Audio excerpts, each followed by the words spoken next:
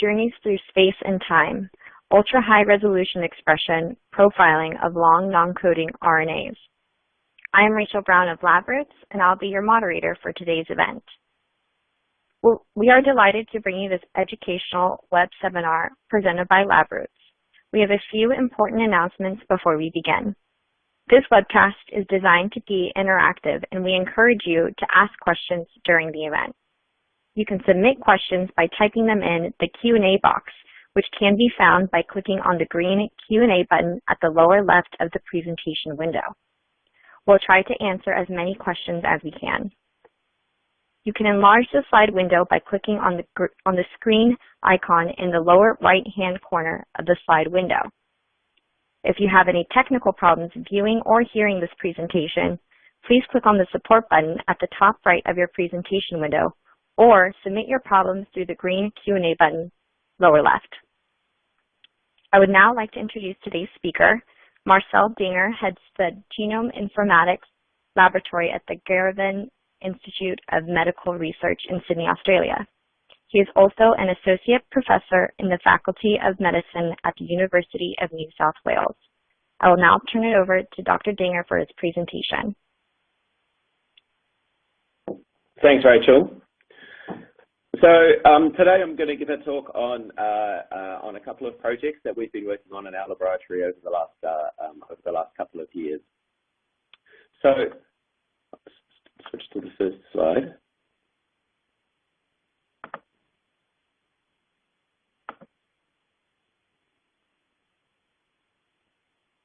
Are we able to advance to the next slide?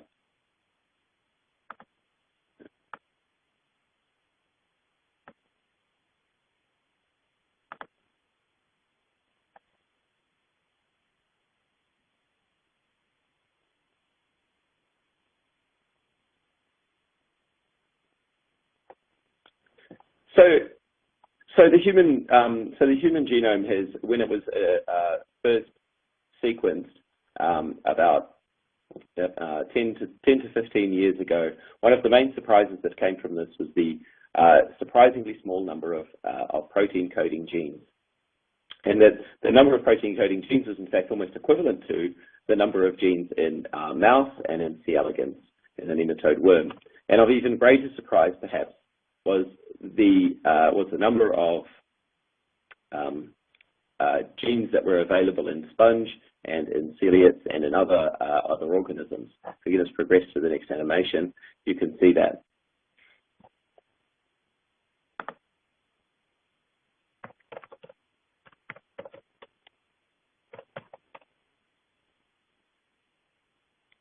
So if we move on to the next slide, what is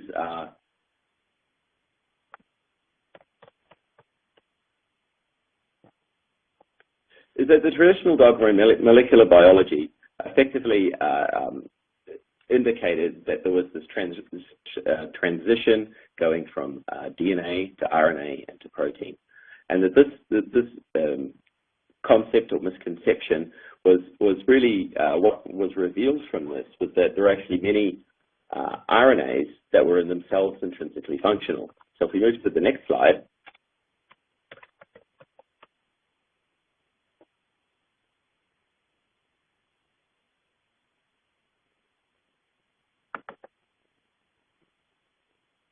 you can see that there were actually a large number of RNAs that were in themselves intrinsically functional. The most, I guess, well-known of these was exist, which is involved in silencing the X chromosome in females, and AIR, another non-coding RNA in mouse that was involved in silencing. And finally, examples like NEAT1, which were in fact involved in forming substructures of cells. So it was clear that non-coding RNAs could actually have an amazing diversity of functions. But there remained an outstanding question, which was just how many of these long non-coding RNAs are encoded in mammalian genomes. If we move on to the next slide.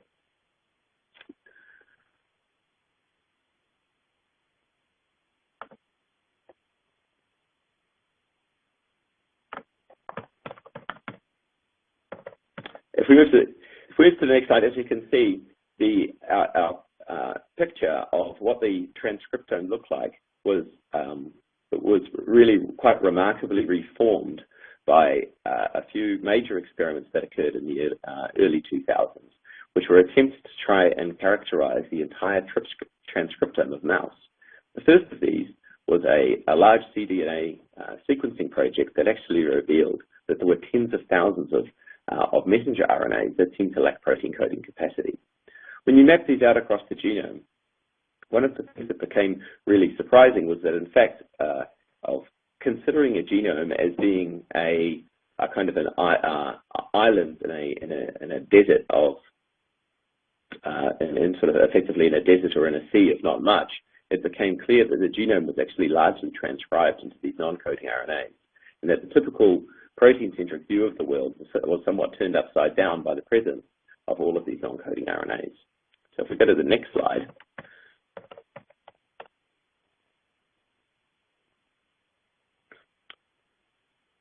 you can actually see that when we fast forward into the future, and which is really quite remarkable, is that there are now tens of thousands of known RNAs that have been annotated in the mouse genome.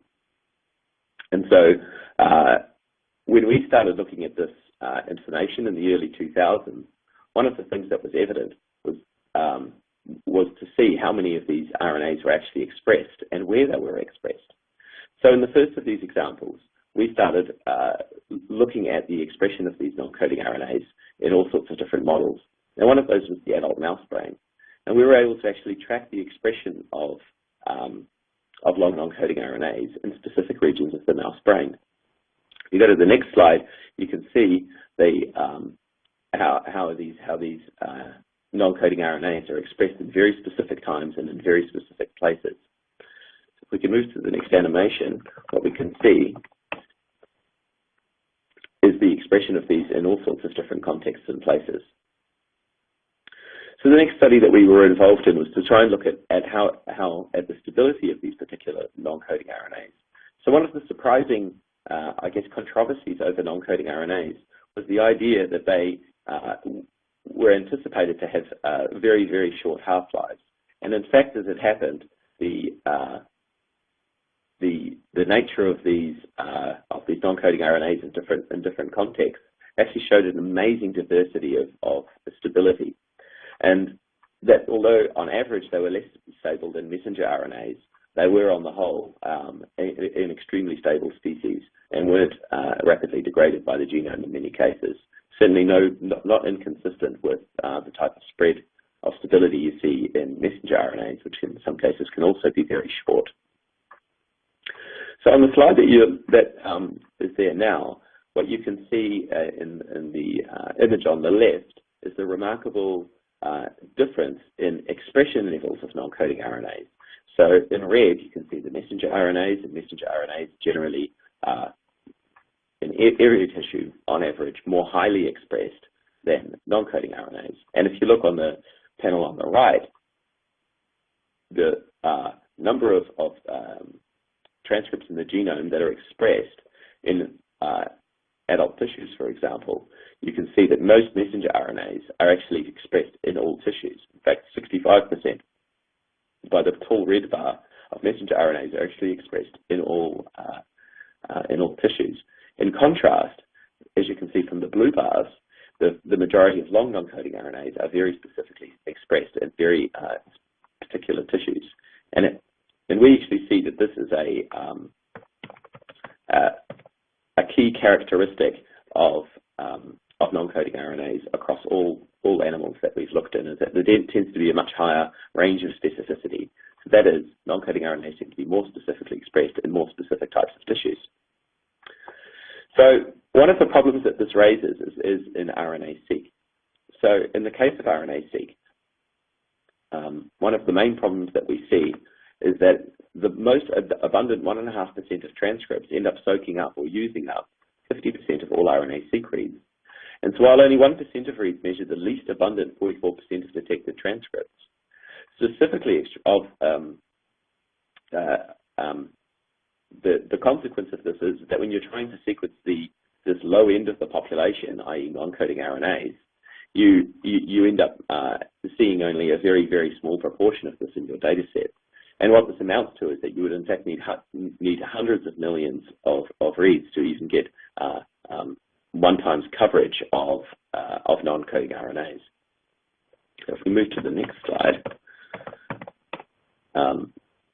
you can see that what we then needed to do and to consider was to find a way that we are able to poll or explore the expression of these very rare non-coding RNAs in other contexts. So, for example, we developed this method that we call RNA Capture-Seq. So RNA Capture-Seq combines capture arrays and next-generation sequencing and provides an approach through which we're able to sequence these very, very scarce or rare transcripts. So the principles of Capture-Seq are actually very much analogous or very similar to exome-seq, where, except in this case, instead of targeting protein coding genes, we're targeting regions of the genome using simple capture pools or baits to draw down the cDNAs or RNA that's being expressed from these sort of more silent parts of the genome or quieter parts of the genome where there's much less expression.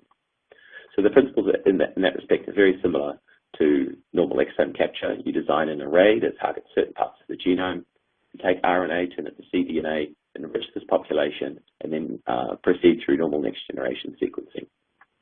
If we go to the next slide.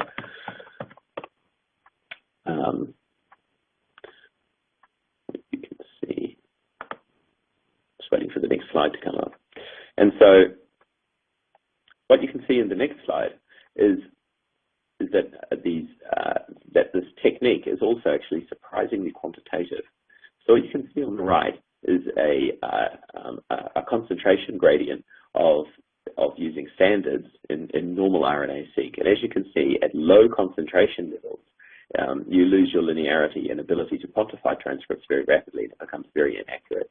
At higher levels, or at higher concentrations, it becomes very accurate. What you see in Capture-Seq is the opposite pattern.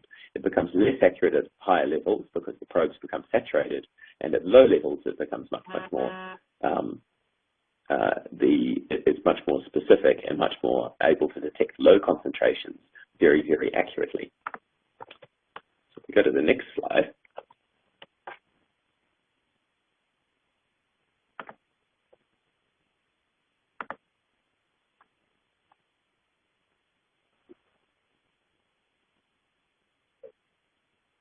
Right. So what we can see in the next slide is that the effect that this has over the expression of transcripts. So as you can see in the lower 42% of transcripts, we are now able to capture much more of these. So this part of the dynamic range of expression that has a much superior capture at this low end of expression, which is very, very valuable. So this work was recently published in Nature Methods.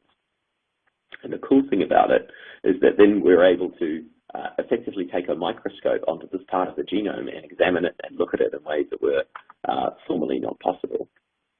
So as we can see now in the current slide, what we wanted to use this particular technology for was to try and investigate what was possible of looking in GWAS regions of the genome. So GWAS is a method used for associating particular types of disease variants with regions in the genome, these so-called LV blocks. Now, the vast majority of these, and this had come as somewhat of a surprise in the thousands of GWAS studies that have been done, is that the vast majority of these, about 88% of them, occur in intergenic or intronic regions and can't be easily related to any protein coding gene. So what we did is that we took these regions of the genome, about 300 of them, and moved them. We took these 300 or so regions of the genome, and then we moved them and created capture pools so that we were able to target the transcripts that were coming from these regions of the genome. So the question was, are these things really in the genes or are they not? And one of the coolest things that we're able to do as a consequence of that is able to look at the transcripts that come from this. So what's really interesting is that if we now look at this experimental design on the current slide, you can see that what we were able to do was to be able to design this array that didn't overlap with any protein coding genes and simply drew down the information that came from these parts of the genome.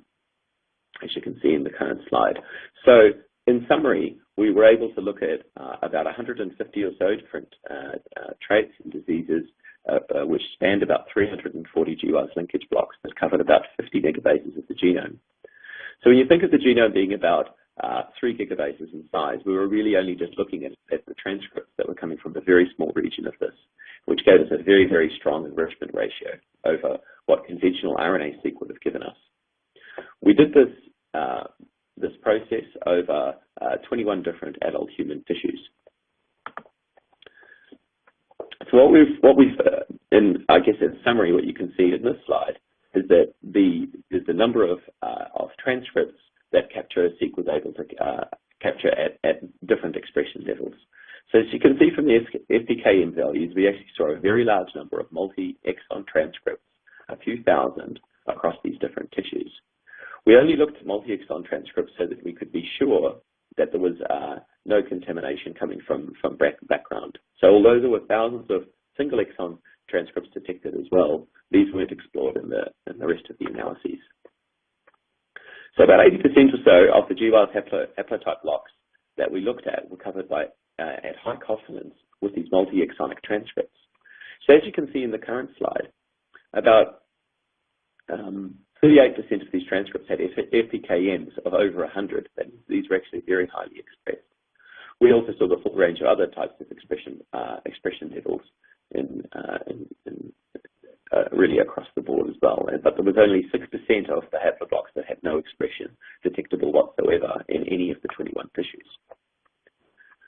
So our next question is what did these genes look like in terms of tissue specificity? How many of these transcripts were actually expressed in very specific tissue types? So first of all, we divided these out across the different tissues. And as you can see, testes, placenta, and brain showed that the largest number of transcripts that were expressed exclusively in these particular tissue types. So testes and brain often come up in these types of studies and have been shown before to a very large number of specific transcripts. The transcriptome of placenta is not as well studied, and this had not been previously seen that, or had been only very seldom reported before, that placenta also actually features a very large number of completely unique transcripts. That is, transcripts that aren't expressed in any other tissue in the body. So our next question was, is do these transcripts, or to what extent do these transcripts, recapitulate or resemble messenger RNAs? So we looked at cage profiles, H3K4 trimethylation, and H3K27 trimethylations at marks across these loci and compared them to messenger RNAs. And indeed, we were able to conclude that the vast majority of these transcripts did indeed have the same sorts of signals as we would expect to see from regular genes. So it seems that they're controlled probably by similar architecture to messenger RNAs. As you can see in the next slide, is that we next sought to identify or to work out what the nature was of the specificity of these different transcripts. So as you can see from the heat map, the vast majority of the captured transcripts were specific to a particular haploblock. If we look at the first, in testes, for example, you can see the majority of these transcripts occurred in only testes. However, when we looked at for example, spleen and thymus, where there were tissues that are actually quite similar, you get a stronger clustering of around those tissues and the transcripts that are associated with them. Similarly, when we looked in the colon and small intestine, which are again very similar tissue types, they also showed a larger overlap in the same types of transcripts. Similarly, in muscle and esophagus, there was an overlap between the transcripts we identified there. So it's important to note at this stage that the vast number of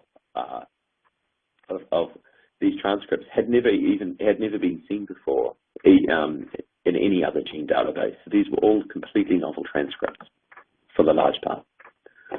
So our next question was, is if we look in a disease model or in different types of contexts, what do we see then? Do we also see this same level of specificity recapitulated in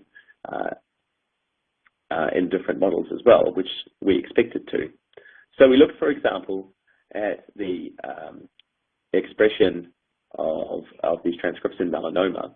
So we did the same experiment and used the same design and looked at about 10 or so melanoma tissues to identify and look at what transcripts we were able to capture and sequence there, and whether these whether or not these transcripts were unique.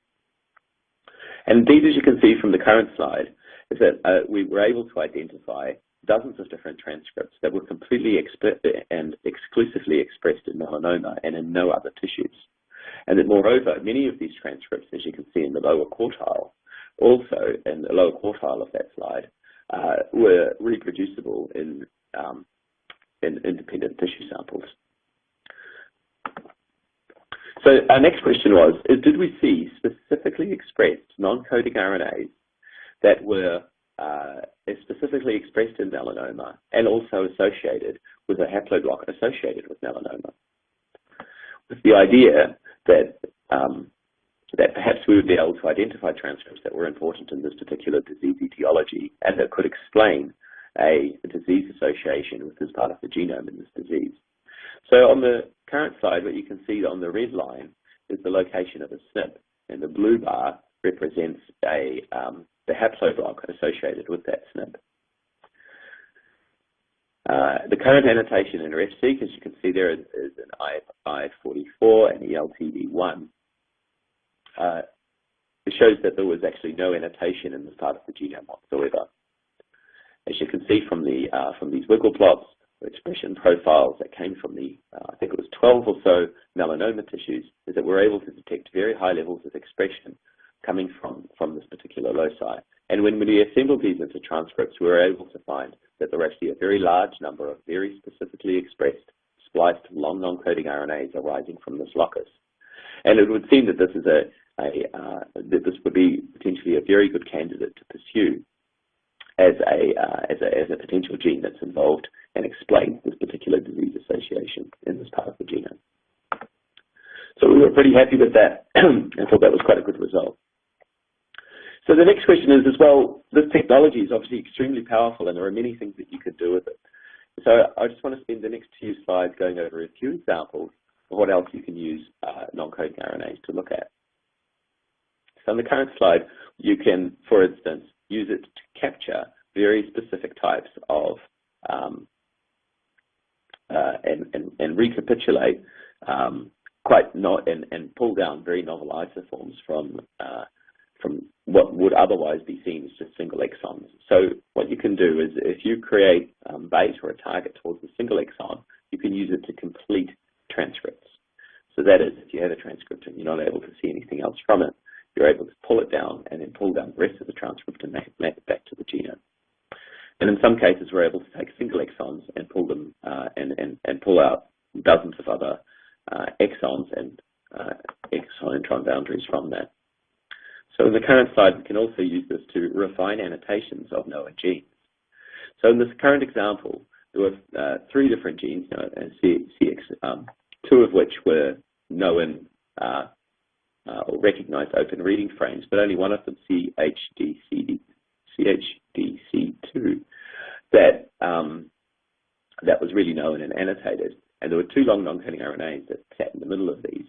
When we actually capture this actually gets recapitulated or can be assembled into one single kind of mega transcript that comprises of an open reading frame that's thousands of amino acids in length.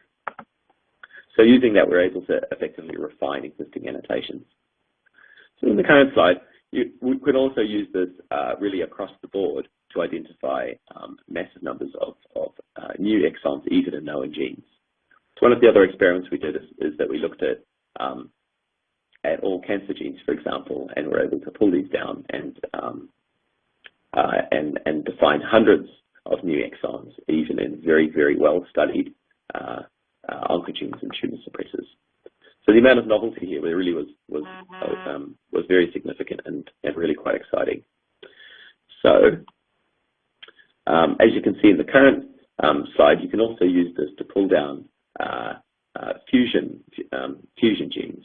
So, for example, in the case of, say, BCL2, you're able to targets towards BCL2 and then pull down all of the transcripts that are associated, or all the fusion partners that this part of the genome creates. So you don't need to have any other a priori knowledge about what types of genes BCL2 can associate itself with. You're able to pull down all of them using this technique. And similarly, with any of the other potential fusion transcripts, you're able to pull down whatever else they fuse to. So in the next slide, we also actually did an examination of chromosome 21, where we created a specific capture pool that targeted the entire chromosome. And we used this as an approach, and then we used brain and pestis RNA as an approach to see if we could map, if we could effectively identify all transcripts that arose from this particular part of the genome, perhaps also as a proxy to see how much expression there really is in the genome. So you can see in the middle part of that panel the gen code annotations, and that it's actually, would look as fairly sparse. But if you look at the Capture-Seq data at the bottom, you can see that these kind of islands of transcriptions become the whole continents really of expression is really what this looks like. And almost every nucleotide in chromosome 21 is actually expressed in some context. So I'll just skip over to the next slide, is that you can actually, the other interesting observation that we made was that in the case of non-coding RNAs, that there was a really profound number of different transcripts that could be alternatively spliced from these different exons. So this was an interesting observation that we were able to make almost generic. So we were able to identify both large numbers of new exons in known protein coding genes, but I think more importantly, we were also able to identify that non-coding RNAs had vast numbers of more alternative splicing events than coding genes did, which was a really interesting observation. So what you can see in the graph in the middle is that although you reach saturation in the number of alternate splicing events, i.e. by the number of coding introns that are present in protein coding genes, we don't reach saturation in the number of non-coding introns. So what that suggests is that the amount of diversity that's created by alternative splicing in non-coding RNAs is far greater than that in protein coding RNAs. What this means evolutionarily or functionally is not yet clear, but it's certainly an interesting observation. So what I think the first part of this talk on was really talking about was looking at this RNA Capture-Seq method to be able to really zoom into the genome in ways that have otherwise been completely impossible. But what we're able to do, and it really opens up a whole sea of possibilities of just how complex the transcriptome is, and that we now kind of, to make the analogy of looking out at space in the evening. If you're in a busy city or you're out at dusk, you might not see an awful lot of stars. But in fact, you go out into a darker or an environment outside of the city, and you'll see more and more stars. It's not because the stars weren't there; it's simply because previously it was too dark to see them. And if you go take that one step further, and you think of a technology like the Hubble Space Telescope, and you look at that, and then suddenly it becomes feasible to see this remarkable and deep complexity that is out there in the universe. So that's kind of cool, and you can see how beautiful the images are that actually come from this, and to think that all this is all really out there. It requires the right tool to see it. So I think we make a similar analogy to this when we think about the transcriptome, and that when we use a more sophisticated tool, we're able to see a far deeper level of complexity than was ever otherwise imagined to be there. And certainly this has really transformed the way that we see how the genome encodes information and how this information is then transacted to get biological function. So our next question was to ask, well, what about all this? Was to ask about, well, what about all the things that are transient? What about those types of non-coding RNAs that appear at one time, but then actually are expressed just briefly and then disappear again? To continue the analogy with space, kind of like a shooting star in the sky. If you blink, you miss it. So what about transiently expressed to non-coding RNAs, do we see a similar phenomenon where a transcript is expressed for one period and then disappears again, and again limited by technology that we're not actually able to see it or catch it effectively? So to address this question, we did a study to try and investigate what the effects are of looking at the transcriptome in a model of development. So in this case, we looked at embryonic stem cells as they differentiate into embryoid bodies.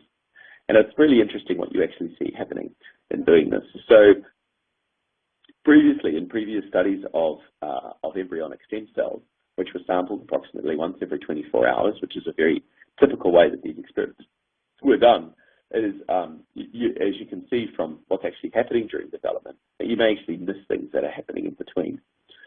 So our question was, well, how much exactly are we missing by the existing sort of coarse temporal expression profiles that we're used to looking at?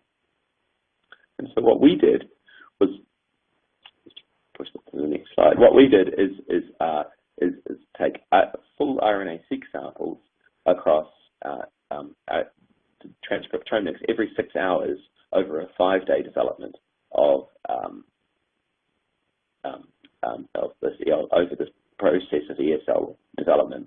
And then we took this RNA and then did RNAseq in the normal way, and effectively compared what happens when you compare 6-hour sampling frequency to 24-hour sampling frequency. How much information is lost by simply sampling not often enough, basically too infrequently.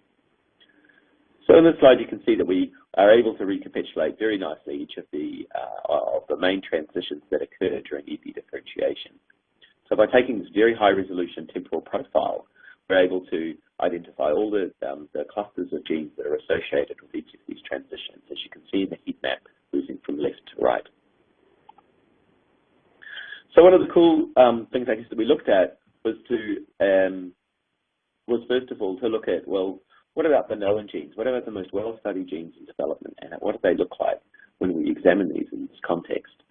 So what the current graphs show is the expression of some of the key transcriptional regulators that are very well studied in ES cells.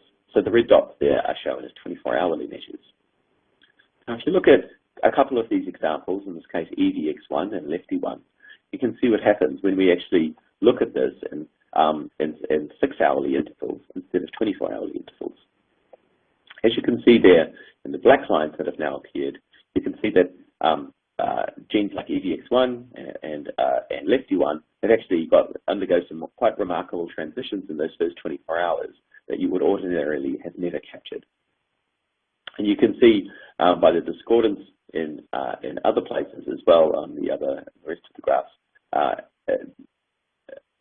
that there's this really quite surprising differences that you can see there, which was unexpected and very interesting.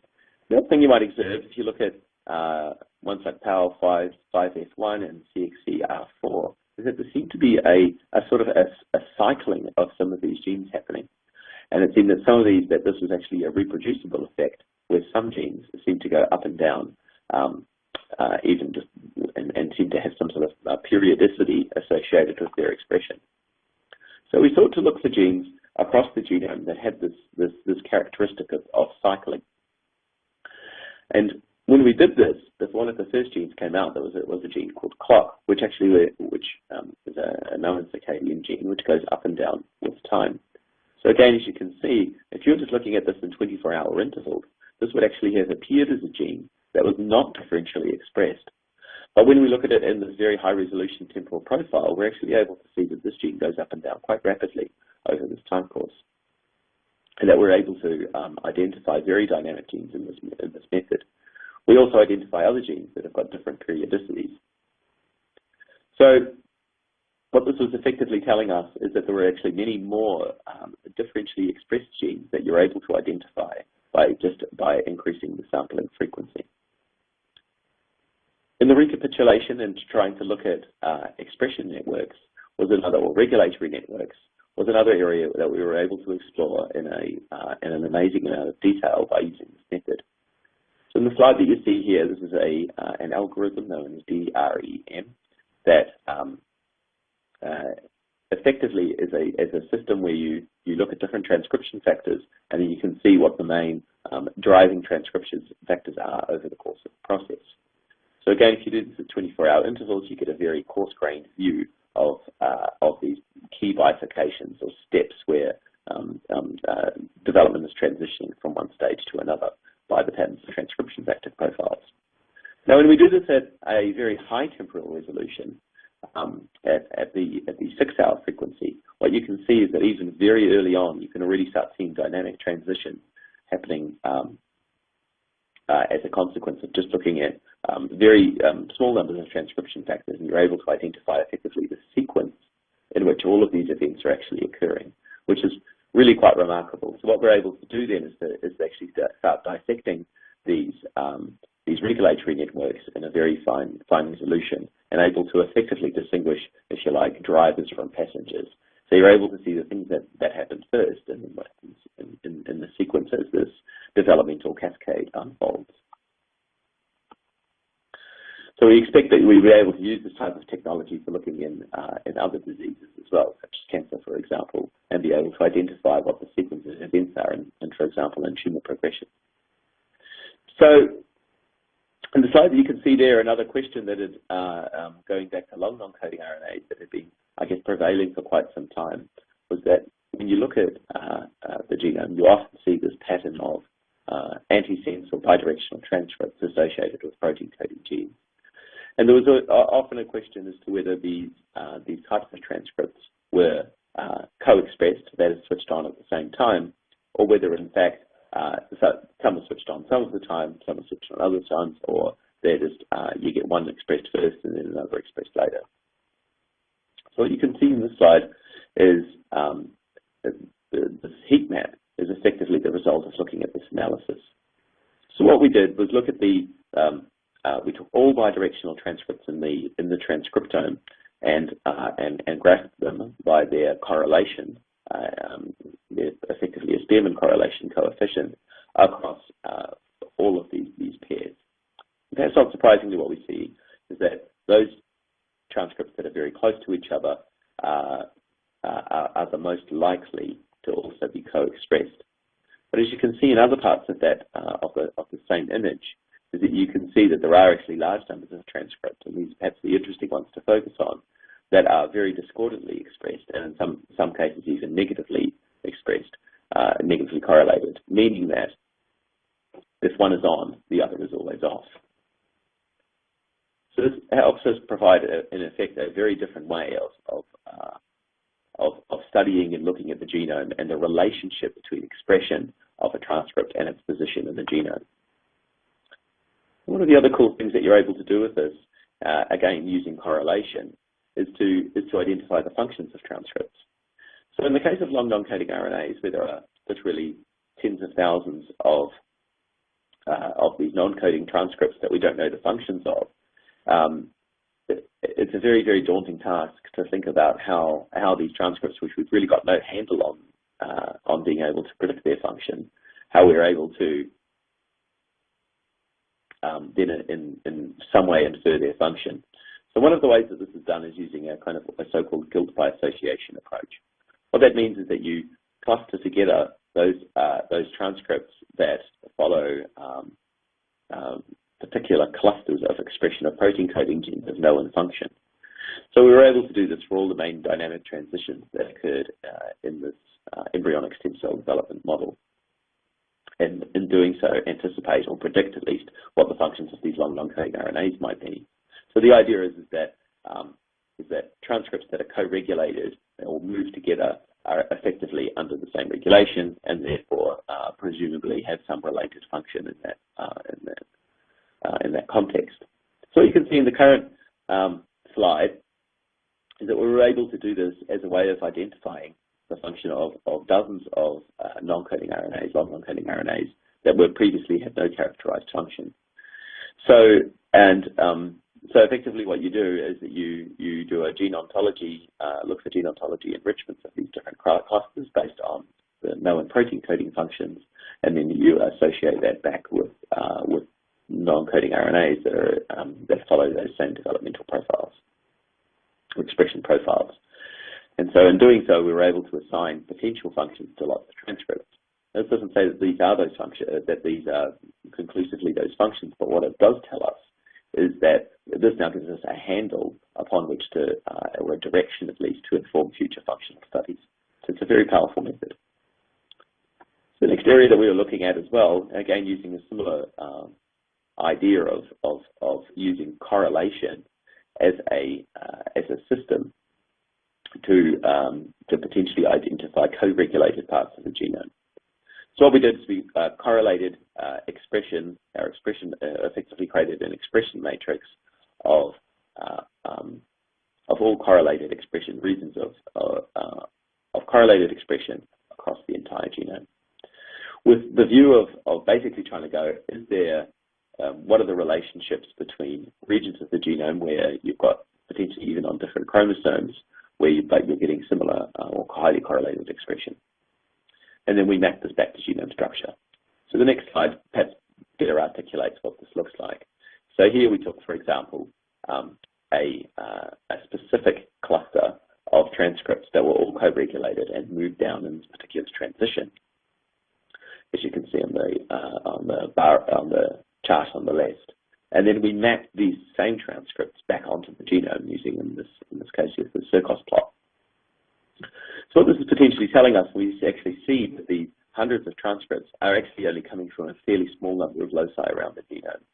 And the suggestion is that perhaps then what's actually happening is that these specific types of transcripts are actually all, or these specific types of the genome rather, are all coming from some common transcription factory or are pulled into some foci in the nucleus and under some form of common regulation. So in this way, we can actually, in essence, infer perhaps even what the 3D architecture or structure is of the genome from these highly correlated expression profiles. So obviously one of the things that we're looking at now is to see if this does in fact correspond to high-C data, and that if we might expect to see that these regions of the genome are actually spatially connected in the nucleus. So in the current slide, you can see another example of this. In this case, we took transcripts that all kind of went up over this period, so just taking a fairly coarse-grained view of this, and again, mapped this back out across the genome to see where these loci came from. And again, potentially, therefore, suggesting that these particular foci around the genome are in some way connected in 3D space inside the nucleus. So with that, I'll just summarize some of what I've told you about over the last 45 or so minutes. So one of the prevailing, I guess, observations that we make from all of this work is that new technologies really are a remarkable way of effectively informing and defining our understanding of biology. In this case, we showed, first of all, that our view of the transcriptome changed amazingly in light of the development of tiling microarrays and large-scale cDNA expression profiling, and then transforming this into RNAseq and then Capture-Seq. And as each time we see these new technologies, our view and our understanding of the informational content of the genome continues to be transformed. And again, by even looking as these types of technologies become more and more accessible, like RNAseq in this instance, we're also able to see that even these types of technologies again redefine the way we imagine the genome, information in the genome is encoded. Certainly, a theme across the board is that long non-coding RNAs are very specifically expressed, and perhaps this also explains to some extent why they evaded detection in the first place and why they've taken such a long time to discover, i.e. we basically didn't have the tools to see them. We certainly believe that that it is exactly these same qualities that made these transcripts hard to detect may also make them incredibly attractive, or very attractive potentially, as both biomarkers and potentially as therapeutic targets. That is, if it is true that these long non-coding RNAs are in fact involved in specifying particular subcell types, and therefore also potentially involved in driving or causing disease in some contexts, we may be also able to target those parts of the genome or those transcripts very, very specifically without causing sort of, I guess, other secondary effects in other parts of the of an organism, which is potentially very, very powerful. And finally, just to leave you with the idea that this type of high-resolution transcriptome profiling is potentially a very transformative approach in understanding and effectively taking a real systems approach to understanding regulatory networks and complex biological systems. So we sort of posit effectively that this type of sequencing, this high-resolution temporal profiling, could be used in many other contexts as well. So, as I mentioned before, perhaps in things like cancer progression or in drug response, or even you could even envisage in the case of something like any sort of wild-type knockout experiment, where you can look at a gradual change in transition by capturing many, many points. You're able to infer an awful lot more about the biology that's actually underlying those transitions. If you only have a before-after shot, it effectively makes it very limited in what you're able to analyze. So with that, I'll just leave to just acknowledge my laboratory and the people who did most of this work. Because this was a picture that was taken in Australia after playing lawn bowls, which you're obligated to do with bare feet. This was Brian and Beth who did most of the work, really drove the work on the last part of the talk on temporal expression profile, and Ninad Bhattacharjee, who did all the work on the RNA Capture-Seq. This work was also done in collaboration with Tim Mercer's lab and John Maddox's lab, who put an awful lot of work also into the Capture-Seq space. And with that, I'm happy to take any questions. Thank you. Great. Thank you so much for that informative presentation, Dr. Dinger. Now, before we get started on the question and answer session, I would like to remind our audience how to submit questions. You can submit questions by typing them in the Q&A box, which can be found by clicking on the green Q&A button at the lower left of the presentation window. We'll try to answer as many questions as we can. And our first question is from Tammy from the University of Toledo. Since there are many different classes of long non-coding RNAs, are the tissue-specific transcripts all representing a specific type of long non-coding RNAs? Right, okay, so that's an interesting question. That is something that we haven't specifically tried to break down yet. So we don't actually know an awful lot at this stage about what the different types of classes of long non-coding RNAs actually look like.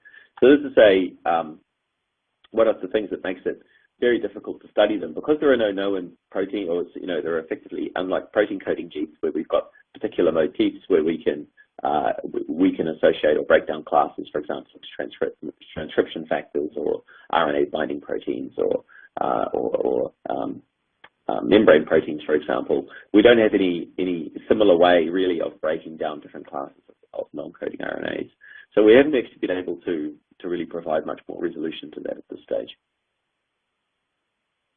Great. Our next question is from Stephen with the Dana-Farber Cancer Institute. He asks, why would placenta and testes have a block of transcripts in common? Okay, so I think what's happening there is my impression, at least, is that some of these types of tissues, like testis and placenta, has a very permissive transcription. That is, large proportions of the transcriptome seem to be expressed in these types of tissues. So I don't actually know that it's incredibly well understood. I think this is the slide that we're talking about here. Is that's actually very well understood why it is exactly that testis and placenta have such permissive transcription. But yeah, they certainly do have at least some of their transcription profiles in common. So I don't know if this is just a consequence of, I guess, very open transcription, and therefore you're more likely to see common genes, or whether there's something else that's relating those two things. Okay, great. We have one more question. Do these islands correlate with specific chromatin marks? Right. Okay. So that's an interesting idea. So we don't have specific chromatin chip data over the same data set, which is So we can't actually answer that question because we don't have the data yet to do it. So, but it's a really interesting idea, though. My expectation is that is what we would expect to see, is that there's a common regulation between those parts of the genome that are being basically transcribed at the same time, and that they have common regulatory drivers and therefore potentially have similar epigenetic marks as well. But that's something we haven't been able to look at because you'd effectively need to do ChIP-seq over this across this time course as well. Okay, so we have time for one more question. Let's see. I think, okay, it says inferring the 3D structure from the Circo's. Inferring the 3D structure, I think is what's inferring the 3D structure from the Circo's plot. Okay, yeah. That's what it says. Okay, so she asked, is there a way to evaluate how this correlates with microscopy-based studies? Right. So yeah, I think that there is. I think that what we would really like to be able to do next is to be able to now take some of these transcripts that we expect or are predicting are expressed in the in these kind of, I guess, common in this common regulatory architecture, and then being able to